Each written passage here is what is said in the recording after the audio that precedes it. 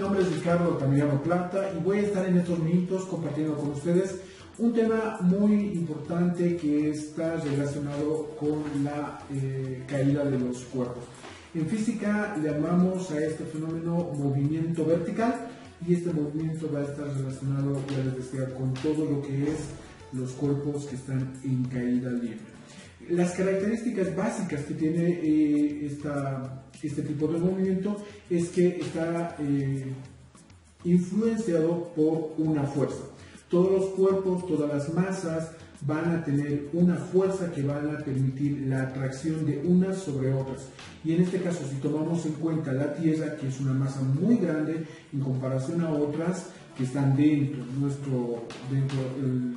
de la misma Tierra, esta va a tener una fuerza de tal manera que va a atraer a los cuerpos y que va a ejercer esta fuerza sobre todos los cuerpos que están en su entorno. Al igual que el Sol, también va a tener una mayor masa y su fuerza de atracción va a ser definitivamente mucho mayor. Es por eso que tenemos ese movimiento en el sistema planetario. Pero eso lo vamos a ver mucho más adelante. En este caso vamos a presentarles un poquito lo que es el análisis mismo de algunos ejemplos, de algunos ejercicios, y para esto necesitamos tomar en cuenta algunas fórmulas.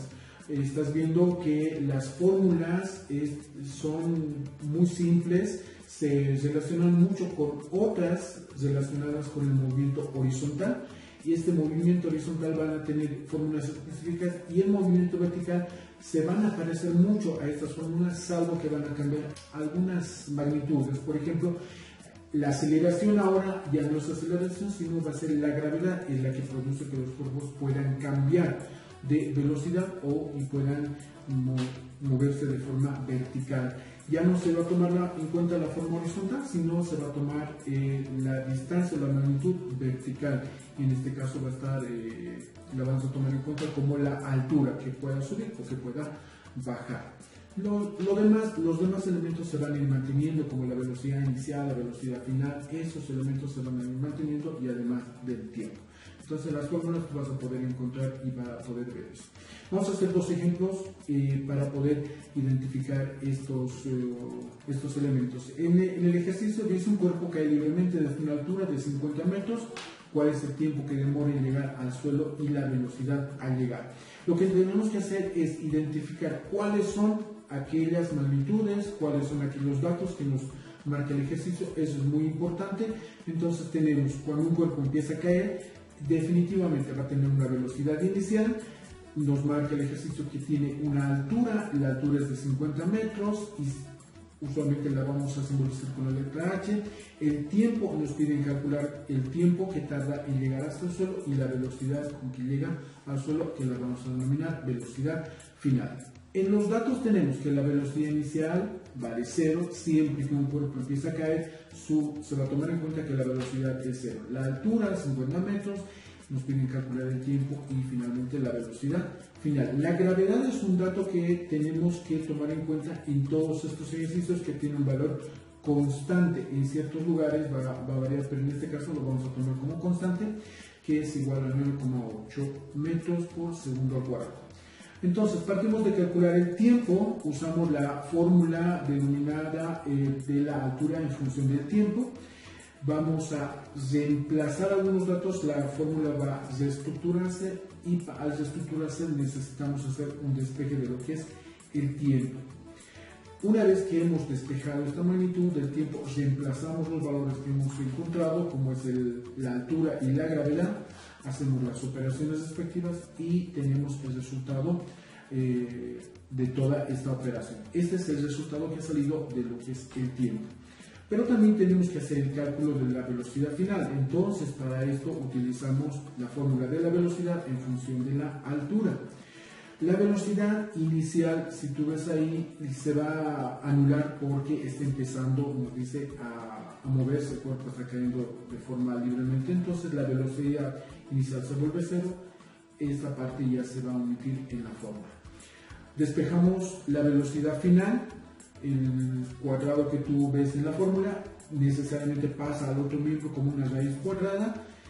Reemplazamos estos valores que tenemos de la gravedad y la altura, hacemos la operación y tenemos el valor y el resultado final.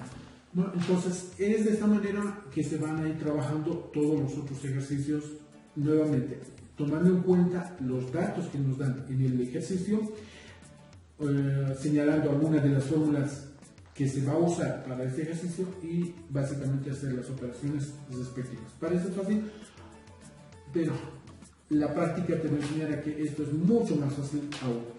No, el siguiente ejercicio dice, se deja caer un cuerpo desde una altura de 60 metros, calcular la velocidad a los 3 segundos y el tiempo que demora en llegar al suelo.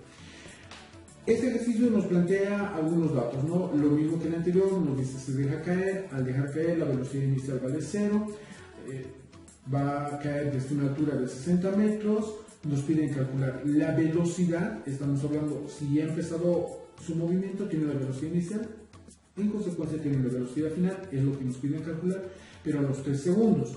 El tiempo que demora en llegar al suelo va a caer desde una altura, entonces hay que calcular cuánto ha tardado en llegar hasta el suelo. Lo inusual es tener este dato de la gravedad que vale 10 metros sobre segundo cuadrado. Anteriormente decíamos otro valor, pero convencionalmente en algunos ejercicios, en algunas operaciones se usa este dato de pronto para poder tener resultados un poquito más prácticos. Entonces no hay problema de usar esto, es muy usual que se lo pueda usar. En el gráfico vemos, también es importante que puedas usar un gráfico donde puedas hacer la simulación, por así decirlo, de lo que es el movimiento, y en este caso tenemos que el objeto ha caído desde una altura hasta llegar a los 3 segundos, por así decirlo, de caída, cuál es su velocidad justamente en ese punto y cuánto demora hasta llegar al suelo, desde el lugar que ha empezado a moverse hasta llegar al suelo. Los datos que tenemos que la velocidad inicial vale 0, la altura es de 60 metros, el tiempo 3 segundos hasta que cae, no hasta el piso, sino hasta cierta altura, y justo ahí nos piden calcular la velocidad final. El tiempo, este otro tiempo es cuánto tarda en llegar hasta el suelo, y la gravedad que vale 10 metros por segundo. Tenemos los datos y de la misma manera que el anterior, usamos una fórmula, reemplazamos en esta fórmula los datos que tenemos, hacemos la operación y vamos a tener el resultado que nos están pidiendo. Esto para calcular la velocidad final, de la misma manera para calcular el tiempo que tarda en llegar al suelo. Usamos una fórmula respectiva, una fórmula adecuada que está en el formulario, reemplazamos los datos, en este caso despejamos el tiempo, reemplazamos los datos, hacemos la operación en los datos y tenemos el resultado. Entonces, ¿cuáles son los pasos que deberíamos hacer? Leer el ejercicio, identificar los datos que tenemos en el ejercicio, buscar una fórmula que nos permita desarrollar esto. En algunos casos necesitamos dos fórmulas, juntar dos fórmulas para que puedas tener el resultado. Si fuera el caso, hay que realizarlo de esta manera. Pero usualmente siempre va por un tema de usar una para sacar un resultado, ¿no? Y bueno, hasta aquí este pequeño tutorial para que podamos identificar cuáles son las características para poder resolver un ejercicio a partir de la pregunta y el análisis que se hace de esta pregunta.